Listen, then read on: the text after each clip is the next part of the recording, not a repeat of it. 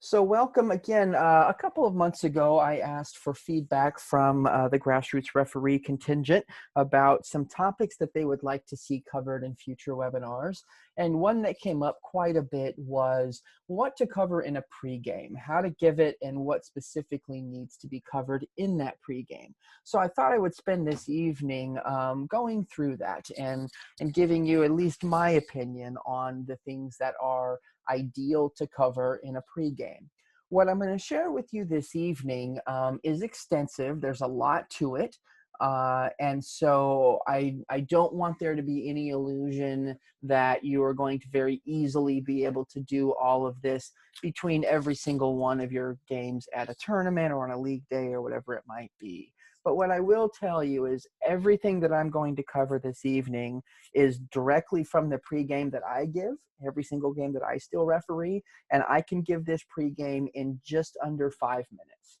And so if you write all this down, if you practice it and you get really familiar with it, it is possible to deliver this debrief in just about 5 minutes. And so if you prioritize some of the key factors, you can definitely get the big picture of this debrief in 2 to 3 minutes. And we all have 2 to 3 minutes between games where we can talk amongst colleagues. So here we go with talking about what to cover in the pregame. The first thing I think we need to do is understand what the actual purpose of the pregame is. A lot of people think it's to remind your ARs to stay with the second to last opponent or something of that nature. It's not a teaching moment. It's an opportunity for us to set tactical, procedural, and mechanical expectations for the crew for that specific game. Now, when I say tactical, grassroots level, 5 games in a day, we're probably not worried so much about tactics. There's some top level things maybe we can talk about, but beyond that, there's probably going to be less tactical, but definitely a focus on the procedural and mechanical expectations for the crew for that specific game. Every time we give this presentation, every time we have this conversation, we always get the question, why do we have to do a pregame? Why is it important that we as a crew, before the game starts, sit together and talk and figure out what we're going to do and how we're going to do it? The reason for that is every single referee is different. When you are the center referee, you know what you're going to do out there every game, because when you're the referee, you're always the referee and you're always the constant. What you're going to do is always the same. But assistant referees need that information to know what you expect from them in that game on that day. Because when you're an assistant referee, you work with lots of different referees, all of whom have different styles of refereeing and all of whom have different expectations and different understandings from what they want from their assistant referee. And for you to be as well prepared for that game, a referee always needs to go over some basic things with their assistant referee to outline their expectations for the day. And we'll go over what those things are, but it's important that you recognize that when you are the referee, you know what you're going to do every single game because you do it every single game when you're the referee. But remember that your assistant referees may not work with you that often and may need you to tell them what your expectations are getting into the game so that they know how to adapt to your refereeing style and your preference for their involvement in the game. So now we talk about how. The first thing is the pregame is always led by the referee. The referee needs to be in charge of the pregame process, but there does need to be input and questions from the other match officials as needed. Now you'll notice that I capitalize other match officials. That's specifically from the laws of the game. Law 5 covers the roles and responsibility of the referee, and Law 6 covers the roles and responsibilities of the other match officials. They changed that because it used to be, Law 6 used to be assistant referee, and now they realize that there are fourth officials, and at the professional level, VAR and additional assistant referees in the Champions League, those extra guys you see with a flag on the goal line. There's now upwards of 7 or 8 crew members on any given game, and so they changed the law to cover other match officials. So this includes the assistant referees, and if you're in an environment where there's a fourth official, also the fourth official. So we need the referee to certainly lead the crew. If you are not the referee on the game, you need to step back and allow the referee to lead the pregame, but also feel comfortable offering input if needed and ask questions as needed. Some key elements we want to see covered in the pregame. And again, these are broad ideas and we'll dig down into each of them. The first is who is responsible for decision-making on different parts of the field. We'll dig into that in a little bit of detail here in a moment, but the first thing we want to cover is who is responsible for what when it comes to making decisions on the field. The second thing we want to talk about is any tactical considerations we're aware of and their potential impact on responsibility. So for example, if you know you have one team that likes to play the ball long all the time, that means the referee might get caught out of position from time to time. And so we need to talk about the responsibility for decision-making if the referee gets caught out of position on a long ball. So when we say tactical considerations, those are the kind of things we're talking about. And the last is the method of communicating those decisions. So earlier on a couple of screens ago, we talked about the procedure and the mechanisms. The procedure is the responsibility. The mechanism is the method of how we communicate those decisions. So those are the three sort of key elements you want to think about, with the understanding that at the grassroots level in particular, there might be fewer opportunities to have a conversation about tactical considerations. So digging into responsibility for decision-making. If generally speaking, if the referee is in a good position and has a clear view, the other match officials will disengage from the play no matter where it is on the field. Now, we'll cover that in a little bit more detail here in a minute. I'll show you a diagram of the field and we'll dig into that briefly. But generally speaking, as a matter of practice, if the referee is well positioned and has a clear view of a situation, the other match officials don't really have a reason to participate. We want to discuss areas of the field where that may vary and who will be responsible for what in those circumstances. And again, I want to remind you, I'm giving you best practices today. You'll have to determine how much time you have to give a pregame and how much of it is able to be given and sort of prioritize what needs to be given. But we want you to talk about on different parts of the field how the roles and responsibilities might change based on a specific scenario, and in those cases, who becomes responsible for what.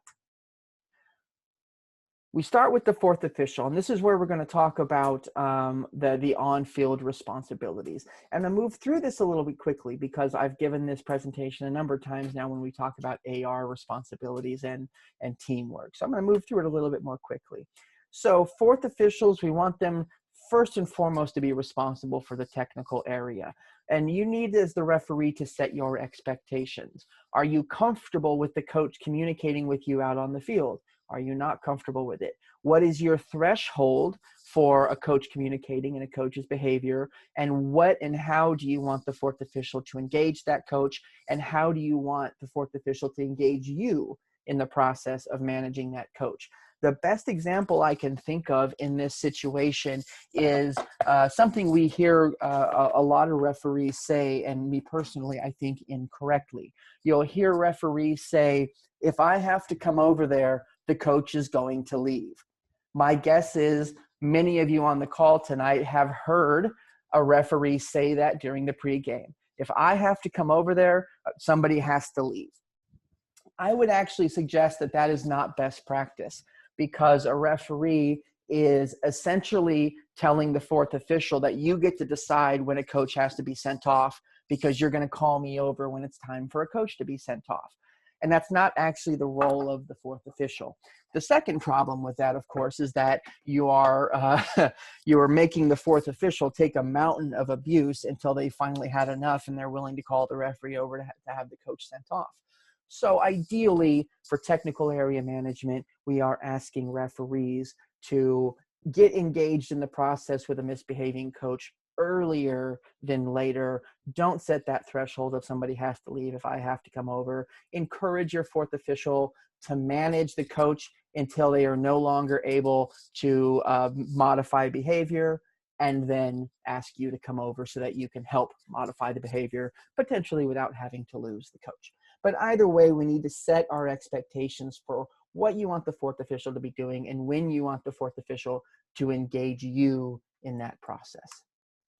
Substitution procedures. This is usually just a very quick check-in so that we make sure we know what the substitution rules are for whatever competition we're in. Is it free subs? Is it a certain number of subs at a certain number of moments? How many subs do they get? Do you want them held until they're all the way off because we can add time, or do you want them to run onto the field as soon as they've been identified because we don't want to lose the time that it takes to do it properly? Those are all things you want to cover briefly with your fourth official.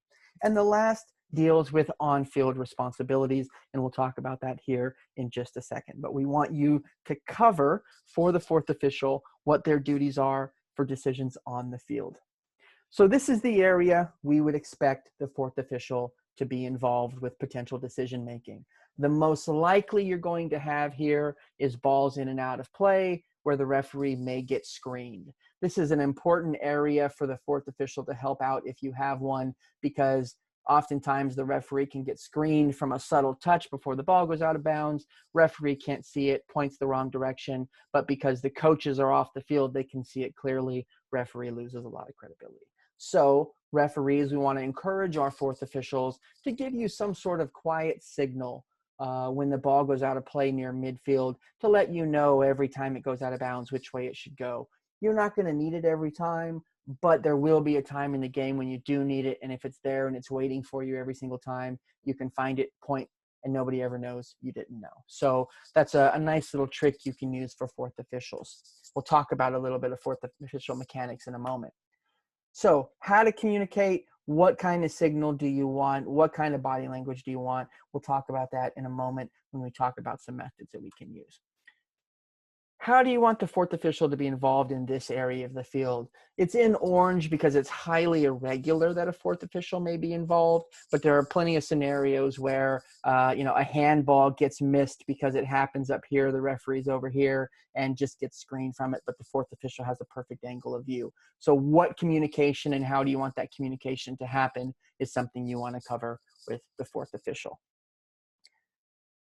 Any questions on how to handle the fourth official part of this? So we had a question here. Our league wants the subs to wait until the player comes off, but often the center referee tells me to roll them on sooner. What is the best practice? Honestly, there's a reason we want the subs to wait until the player is off the field, and it has to do with potential misconduct before a player, exits the field. If the player who is leaving, punches somebody on their way out and you've already let the other player come on, it's difficult to clean that up. But I will say, A, that almost never happens, and B, it is possible to clean it up. So I don't know that there's a best practice. I would suggest you do what the league wants. If the league feels strongly about something, you're there to work for them and you're there to administer the game that they would like to have administered. So I would suggest doing it the way that the league asks you to.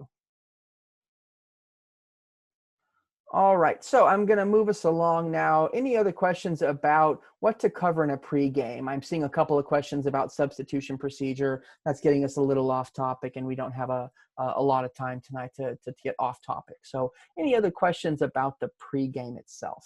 What to do with the fourth official? All right, then I'll move us along. Assistant referees, and again, I'll come back and give you some tips on some communication things in a moment here. Assistant referees, the first thing we want to talk about, and probably the most important, is areas of responsibility, particularly as it relates to foul decisions. This is a dicey area for us because we have some assistant referees who like to get over involved, and we have to make sure that we really define when and where we want them to get involved on the field. And so covering those areas of responsibility is crucial. Areas of focus is another thing. Where do you want them paying attention during different times of the game? Is it behind your back on counterattacks going the other direction? Is it behind play? Is it ahead of play? Those are best practices. We may not cover a lot of those in the grassroots environment, but just something to be aware of. how to communicate. This comes down to when to use the flag.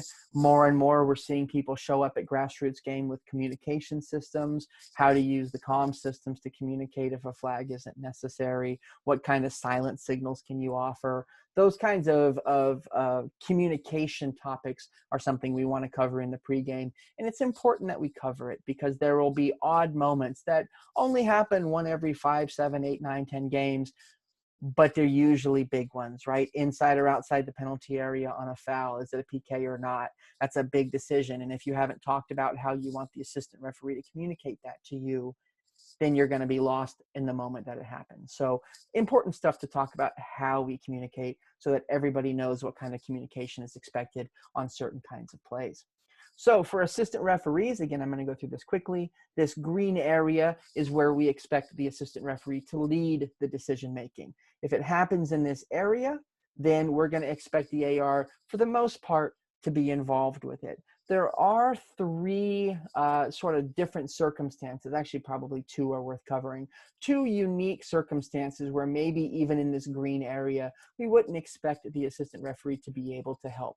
The first is if there's an imminent offside decision out here somewhere, the AR is going to have their attention focused here, which means if a foul occurs over here far off to their left, they may not be able to see it. The same can go if they're running down the field and looking across the field. Something that happens over their left shoulder is going to be really hard for them to pick up.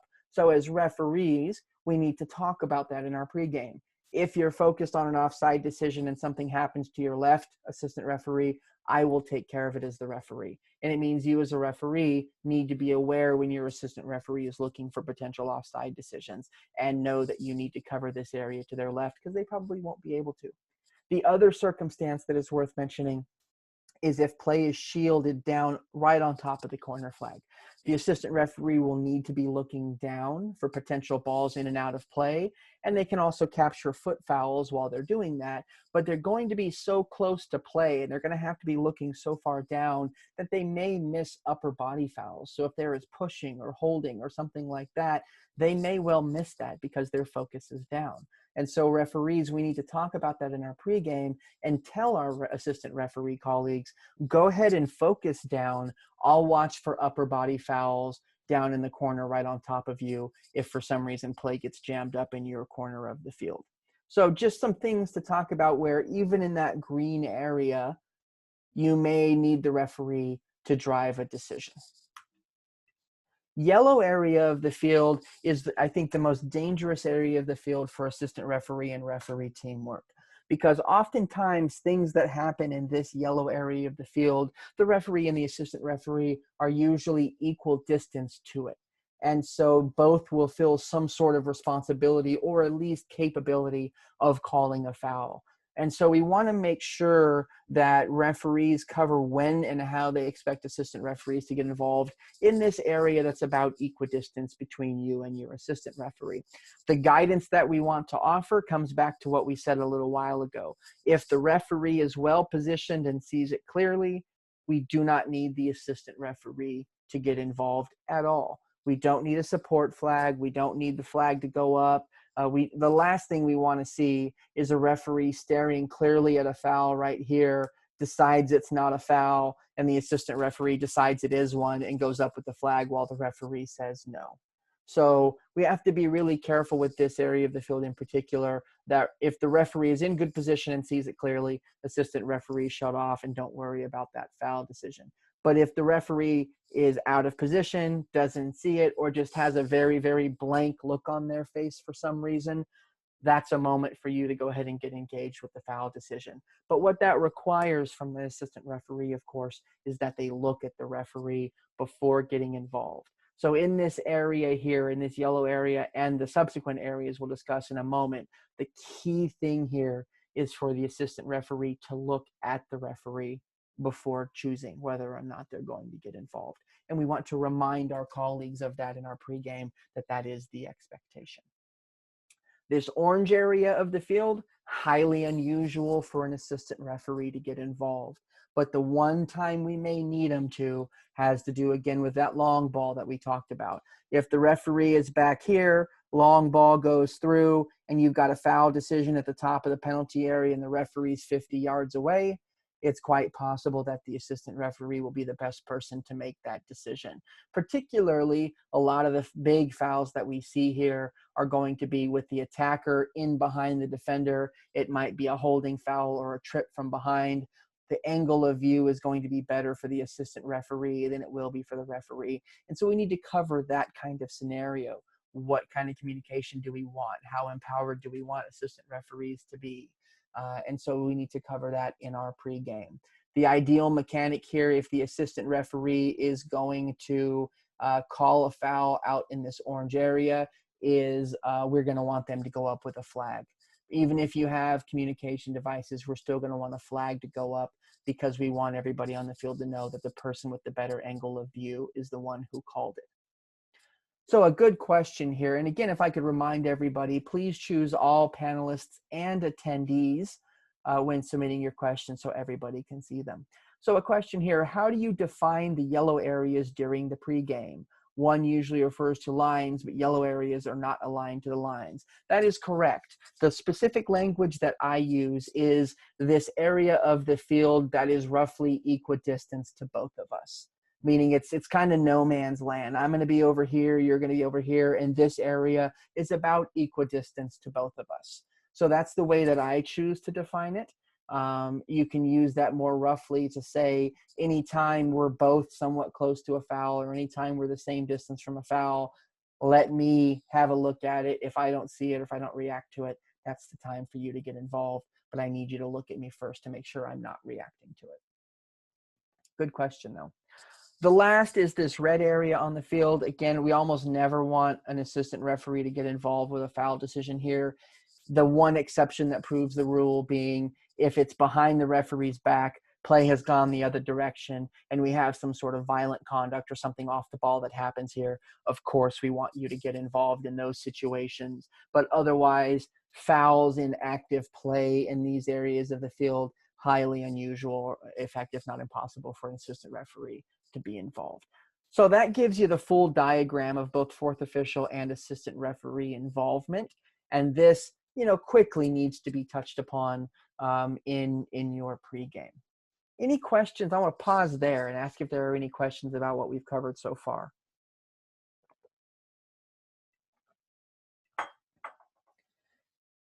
A question here, any ideas on pay rates for referees? That has literally nothing to do with giving a pregame, so I'm not going to answer that question.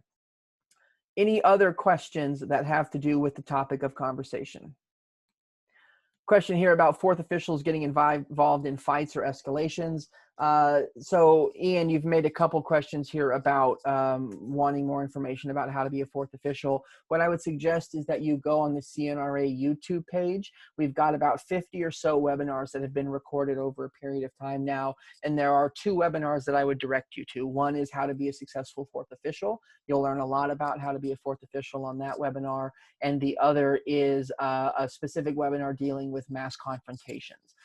There's a whole, dealing with fights and escalations is a whole topic unto itself under mass confrontation. So I don't want to get us down into the weeds on that right now, but I would encourage you to go in and watch those webinars to learn those topics.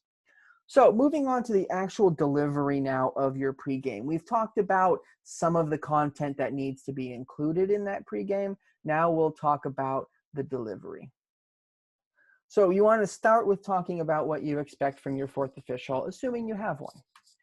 The second thing you want to cover is AR involvement on fouls.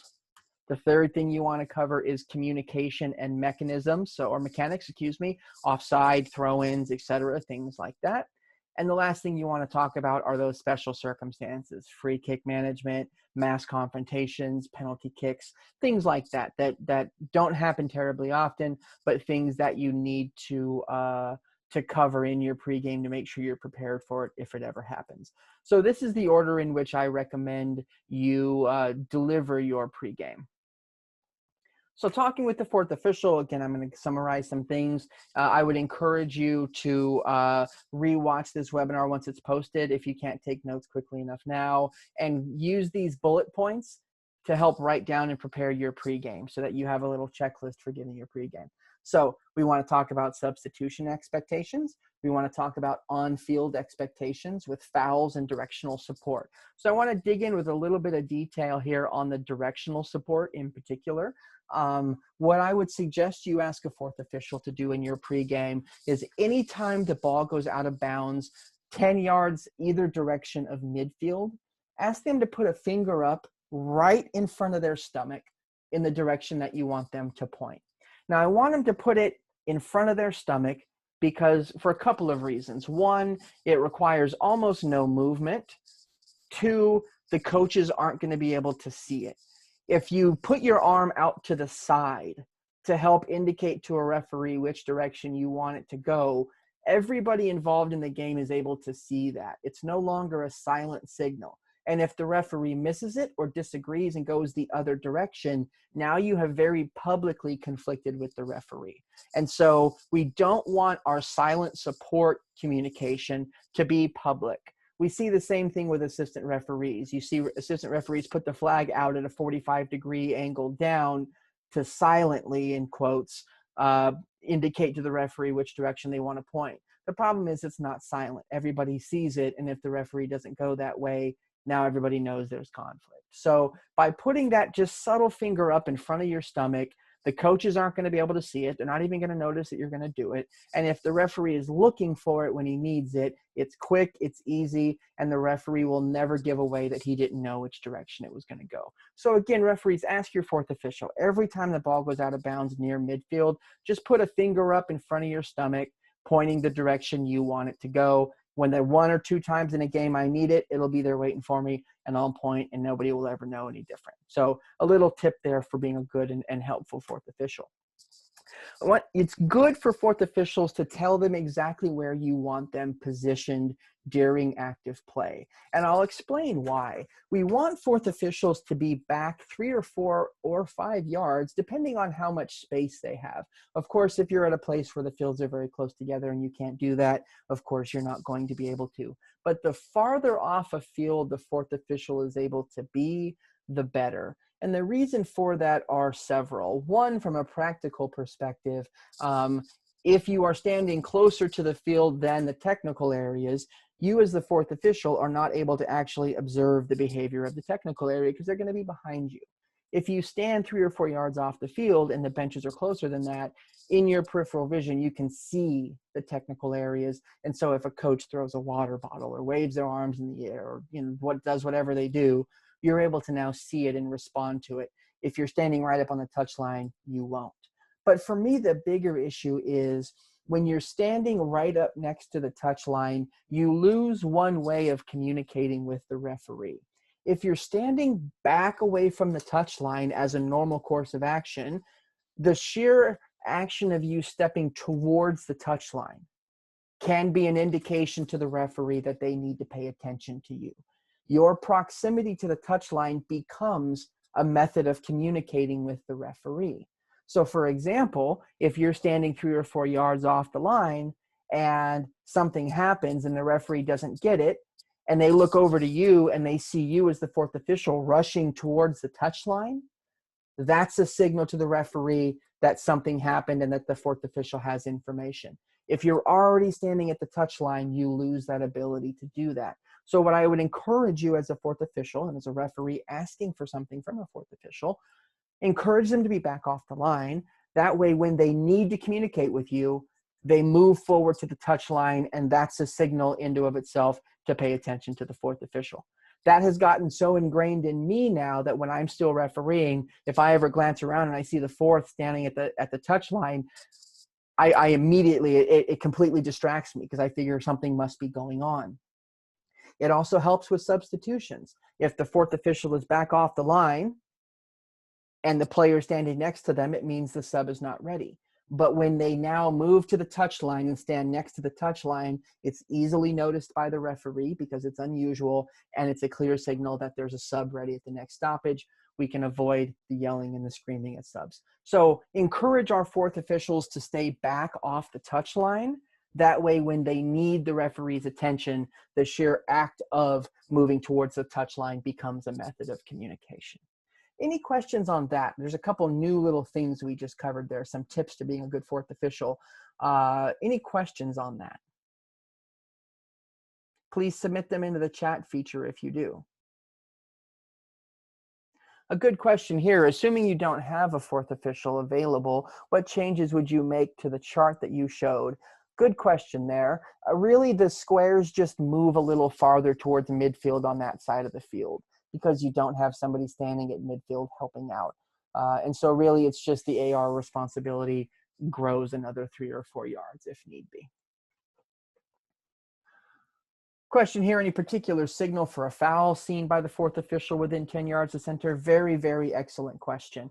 What I ask for from fourth officials is when they are moving quickly towards the touch line, again, cueing, I need to pay attention. I ask them to put a hand up next to their head in the direction they want me to point. So if they just put their hand up next to their face, that lets me know to blow the whistle and point in the direction of the hand that is up.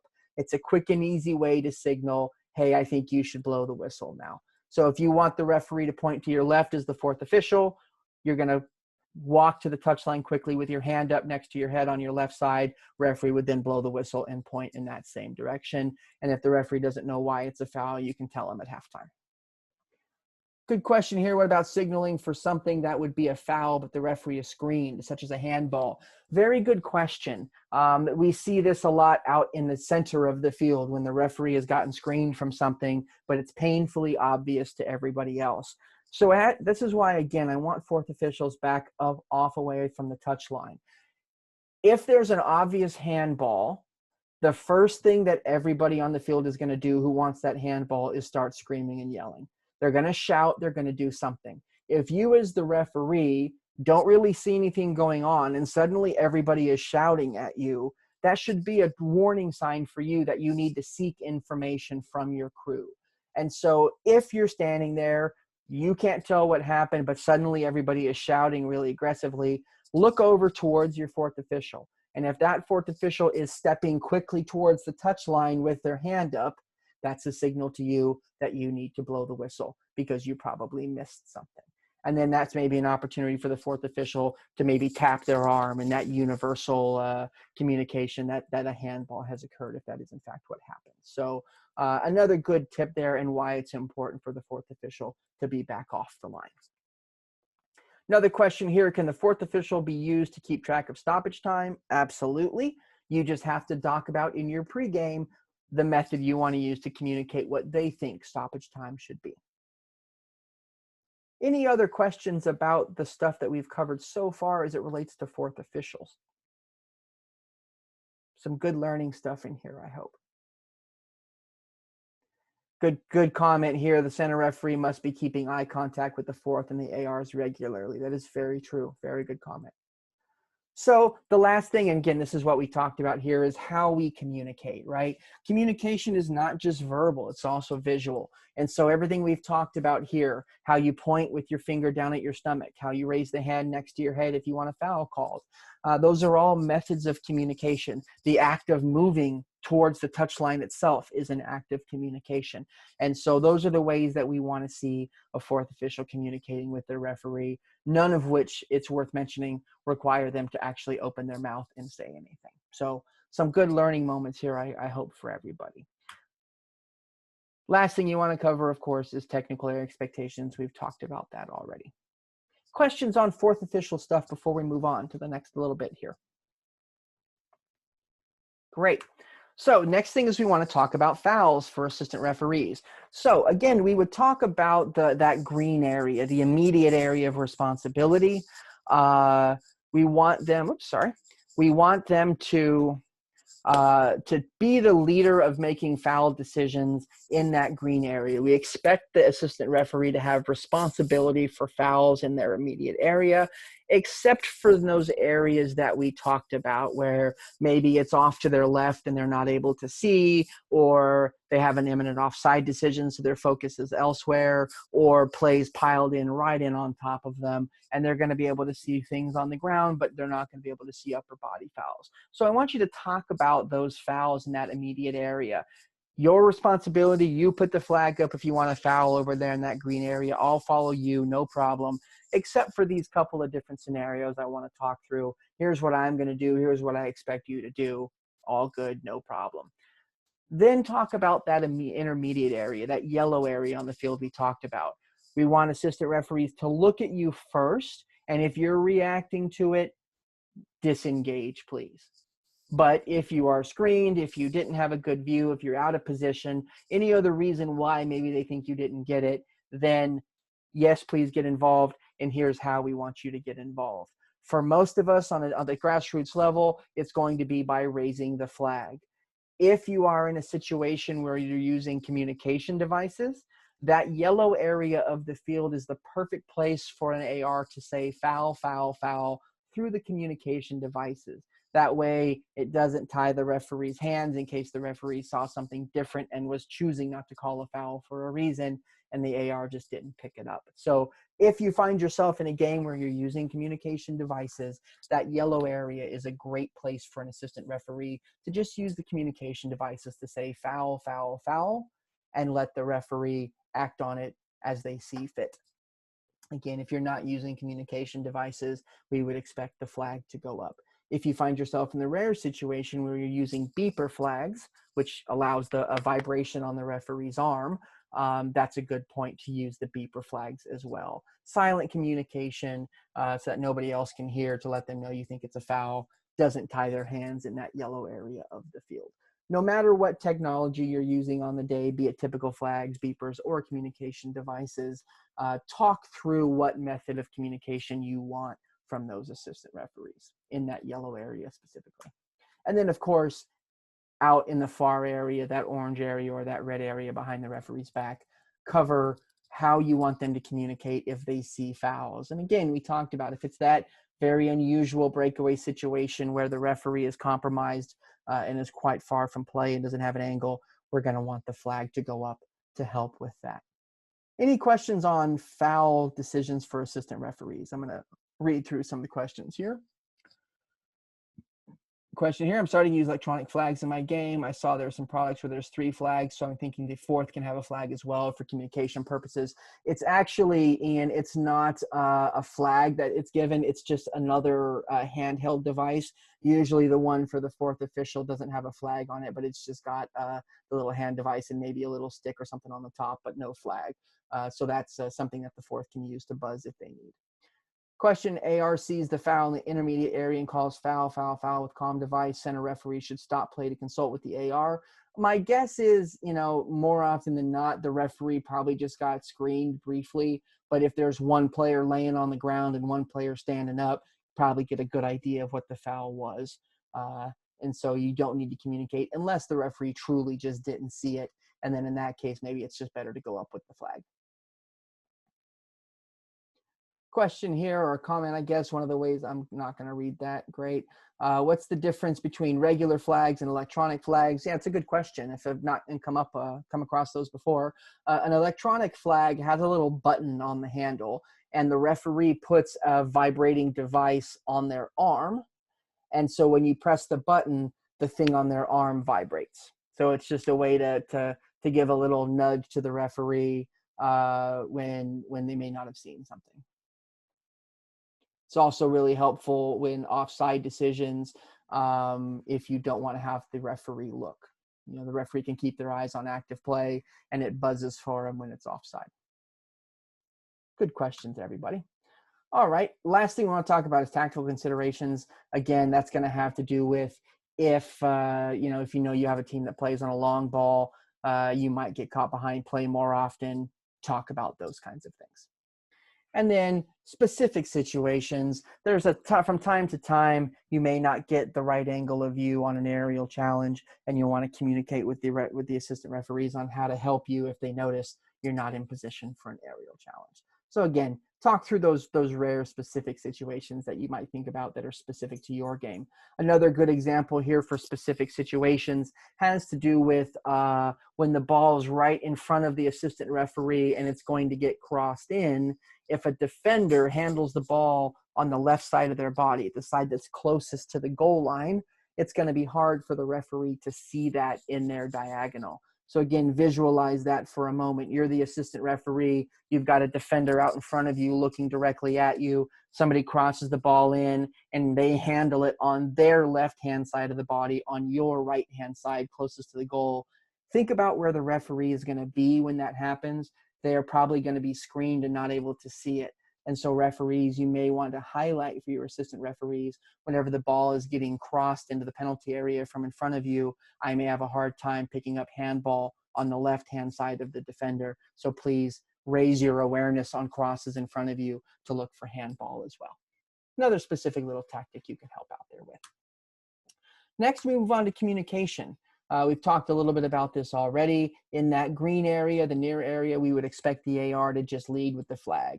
Except for those couple of circumstances we talked about where they may not be able to see something, referees, we really need to delegate that area to the assistant referee. Let them make those foul decisions in that area for a variety of reasons. One, they're going to be closer to it, and they're going to have more credibility. But also, you know, you might find yourself undermining the credibility of your assistant referee if they don't think something is a foul and you're calling it from 30 yards away out in the middle of the field when they're standing right on top of it. So think about the fact that you calling fouls right in front of your assistant referee, that your assistant referee had a clear view of and decided wasn't a foul, that might undermine their credibility for the rest of the game. And when they need to make a difficult offside decision, maybe nobody will trust them anymore because you've been jumping on top of them out in their area of the field. So think about really, truly, and honestly delegating that green area of the field to your assistant referees when possible. That intermediate area, again, we've talked about how to communicate with either the flag or the communication devices that you may or may not have. And then we've talked about the flag needing to go up on that far area of the field. AR1 midfield decisions. This is a nice little thing. If you have a fourth official, referees, you need to remind AR1 that if the ball goes out of bounds near midfield, you're going to be looking to the fourth official for them to help with the decision, not to the AR1, which means AR1, you need to slow down your flag. We have a real habit as ARs of, oh, that's in my half of the field, so I'm going to put my flag up right away. When in reality, when you have a fourth official, there's somebody standing 3 yards away from it, and they're the opinion we're going to want. So when you're AR1 and you've got a fourth official, remember that it's their job to help with foul and throw-in decisions right there near midfield. Slow down a little bit, let the referee and the fourth official communicate. And then, of course, the last thing is when the ball goes out of play and back in, what kind of communication do you want? The very obvious is that the flag goes up.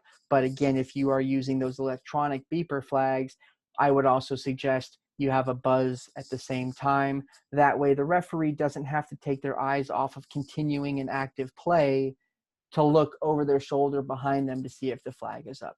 The more that we can do with quiet communication when it's available to make sure that the referee doesn't have to take their eyes off of active play, the better off we're going to be. Any questions on any of that communication at this point?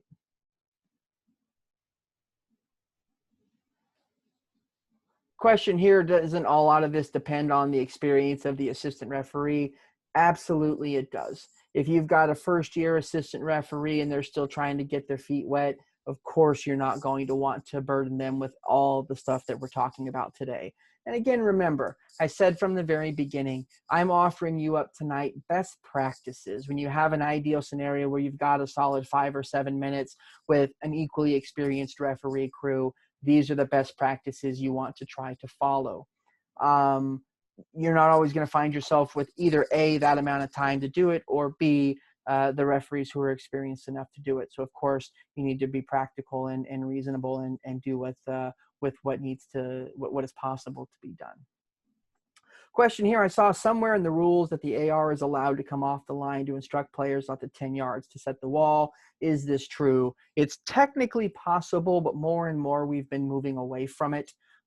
We used to have ARs do that, but more and more we're asking for them not to do it because it's an additional distraction and it's just not needed and it takes more time than is necessary. So we're definitely moving away from having ARs come onto the field to set walls and just asking the referee to do it instead.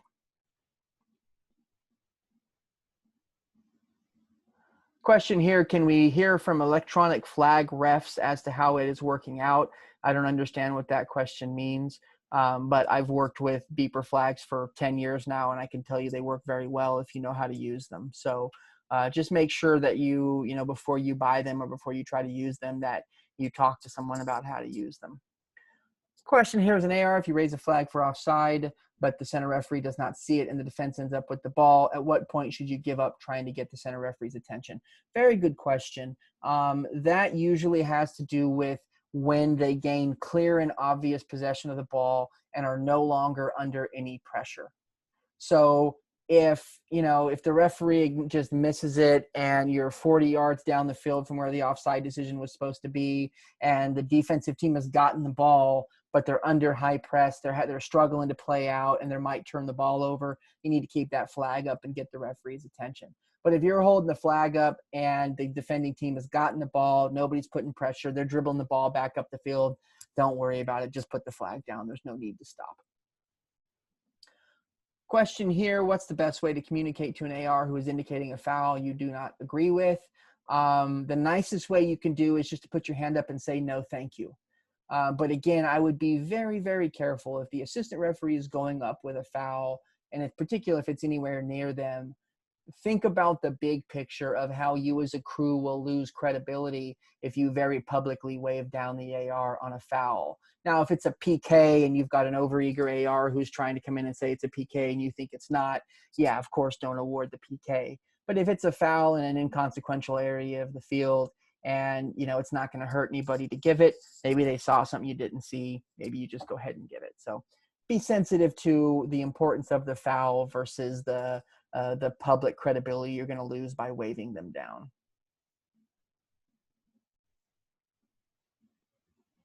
Question here, do you give general instructions like if I'm setting a wall, watch the areas behind me? Absolutely, definitely. There are things you can be if you have more time. At the professional level, we talk about when a referee's setting the wall, you know, the near AR is going to be focusing on the near area. The trailing AR is going to be focused on the back post. You know, there's lots of different things like that. The near AR might focus on the ball and making sure it's not moving while the referee is setting the wall. There's a number of different things. It's just going to depend on the scenario. But asking the crew members to watch behind your back while setting a wall is pretty common. Question here, is it important for an AR to communicate non-calls such as no offside? If you're on communication devices, it's very common for the AR to say good whenever a ball goes forward and they don't want to put the flag up. It's just a little bit kind of a verbal cue for the referee that no, there's no offside, you don't have to worry about it. Another question, can you talk about Layden's guidance on AR signals to confirm that the ball stayed in or the player is definitely onside? Yeah, you know, if you feel like it's necessary, particularly for balls in and out of play, to say in or, you know, keep playing or something like that, you can. You know, with offside, we need to be more careful because we see ARs from time to time sticking their flag way out in front of them or something like that to indicate. You don't need to do that. The fact that you are still sprinting with the second to last opponent is indication enough that you don't think it's offside. So any additional movement with that flag is actually just distracting to the referee and should be avoided. Question here, substitution without a fourth official. Can the AR come over and help with substitution procedure? Or is it better to let the referee handle it and stoppage of play? So a lot of it depends on where everybody is in that moment. You know, if it's a goal kick in front of AR1, don't make AR1 run 50 yards up the field to handle a sub when you're already going to be at midfield anyway. That's a good opportunity for you if you're close by midfield to just handle the responsibilities yourself. But, you know, if you're over on the far side of the field, yeah, we're going to ask the AR to come up and deal with it. Last question, what's the latest on AR snapping the flag down? I went to a clinic where the instructor said the flag should be brought down gently and not snapped. Yeah, that's correct. We don't want the flag to make any noise ever. It's just an additional distraction. So no noise. If you watch every level of the game now at this point on TV or anywhere else, you don't see them making any noise with the flag. So you should never make noise with the flag. There's never reason to be that aggressive with it in your hand. All right. We've talked about a lot of this already, but we'll go through it quickly. For offside, obviously the flag just needs to go up if you have offside. If you're using communication devices, you can say off, off, off. If you're doing a wait and see, meaning, you're not sure who's going to play the ball, you can communicate waiting. That's something we do if we're using communication devices. But at the end of the day, no offside, keep the flag down. Offside, put the flag up. The cases where you have a deliberate play by a defender, we need the referee to help with this decision, because sometimes the AR might know that somebody's in an offside position, but they may not know how the ball got there. Meaning, did a defender kick it? Did an attacker kick it? We're not sure. Assistant referees, if you are not sure how the ball got there, meaning there was a challenge for the ball, you can't tell if the defender kicked it or the attacker kicked it, obviously that would affect whether or not it was offside. Keep your flag down. And if any kind of negative result happens, meaning the ball goes into the back of the net or a corner kick results, call the referee over to you and ask on that offside decision who played the ball. And if it was the attacker, great, we have offside. If it's a defender, great, we continue with either the goal or the corner kick. If you find yourself having to do that and you give an offside decision that either takes away a goal or takes away a corner kick, but it happens well after the actual offside infraction, you needed that extra time to communicate, referees, I would recommend walking over to the coaches and explaining what happened. Don't leave them in the dark, because the longer you leave them in the dark, the more upset they're going to be because they don't understand why that just happened. So again, that rare situation where you're not sure what happened, but you need to keep the flag down initially and confer at the corner flag about what happened. If you decide to take away a goal or a corner kick, please communicate with the coaches to let them know why. Referees, there's something proactive you can do. If you know that a defender has played the ball to an attacker who's in an offside position, which means we don't want to have the flag go up for offside, you can put your hand up and wave at the assistant referee proactively as soon as it happens, so that maybe the AR catches you doing that. Assistant referees, if you're not sure who touched the ball, if it was a defender who played it or an attacker who played it, look to the referee. And if the referee is waving his arm and saying no or something like that, or saying defender, now you know to keep your flag down. That's excellent communication there. So referees, cover that in your pregame. If there's been a defensive play of the ball that would negate offside, I will put my hand up and wave you off before you put the flag up. So if you're not sure, please look at me. And if I'm waving, it means keep the flag down. Some good tips in here to remember. And then, of course, set piece focuses. If there's a wall in front of you, who's worried about the wall? Who's trailing, who's watching the back post while the referee is setting the wall? We want to cover those things in your pregame so everybody just gets reminded to do it. Last thing, and we'll cover this briefly because we're getting to the end of our time together, is those special circumstances. What to do on mass confrontation. We have, if you go and watch the mass confrontation webinar that we did, we've got very specific areas of the field where mass confrontations happen and who needs to be responsible for what in those areas of the field. So just remind your crew of that. The other thing that may be worth mentioning is, age, gender, and size of your referees. If it's 3 grown men doing a 17-year-old game, you guys might be comfortable getting in the middle and trying to separate players or keeping a mass confrontation from happening. But if you're doing a U17 game and you've got a 13-year-old young person, be it boy or girl, maybe they're not going to want to get in the middle of a couple of players. And so you need to talk about that. Maybe you've got, a boys game and you've got a female assistant referee. We're never going to encourage a female referee to try to get in between 2 male players.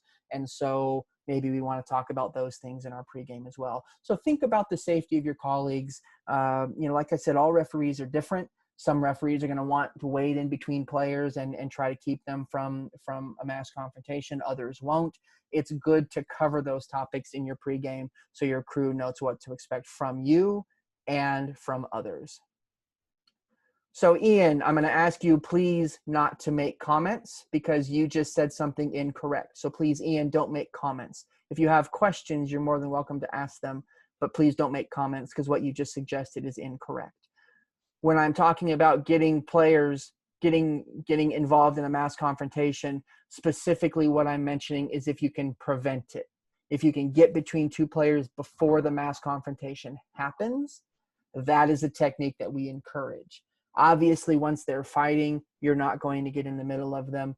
But if you can prevent it by stepping between two players who might have a reason to come chest to chest, that is something that we encourage you to do if you're comfortable with it. But again, if you've got a junior assistant referee who's much younger or a different gender, maybe we don't want that to happen at all. So something worth thinking about. All right.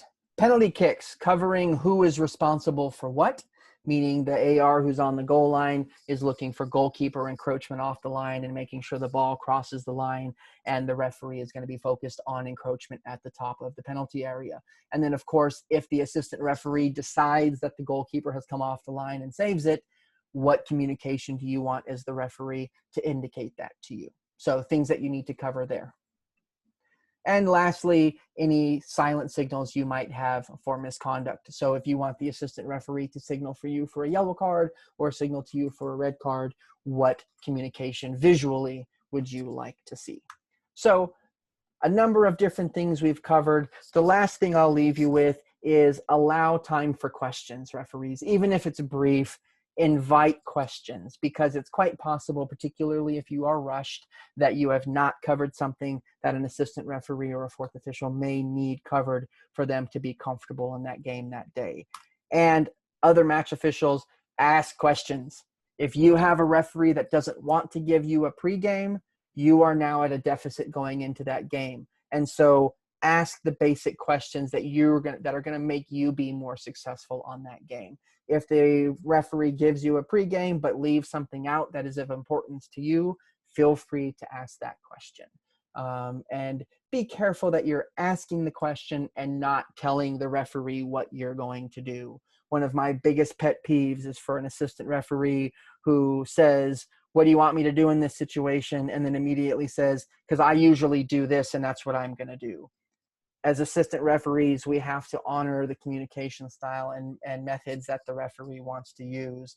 And so please ask the question, but don't tell the referee how you're going to do it, because that's not your prerogative.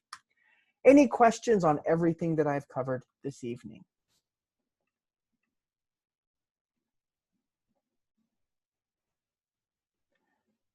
We've gone through a lot of material this evening, I know, but hopefully some good stuff for you to take away. And remember, I want to remind you, I just took an hour to give you best practices on giving a pregame, but just remember what I said at the beginning. I can cover every single detail that I've gone through this evening in 5 minutes. The quickest I've ever done it is 4 minutes and 55 seconds. It is possible. And so take those couple of minutes to offer up your colleagues a pregame before the game to make you guys as successful as possible in those moments where you need each other. So again, I thank everybody. I appreciate your joining this evening, and I wish everybody a very good night, and stay healthy and stay safe. Good night, folks.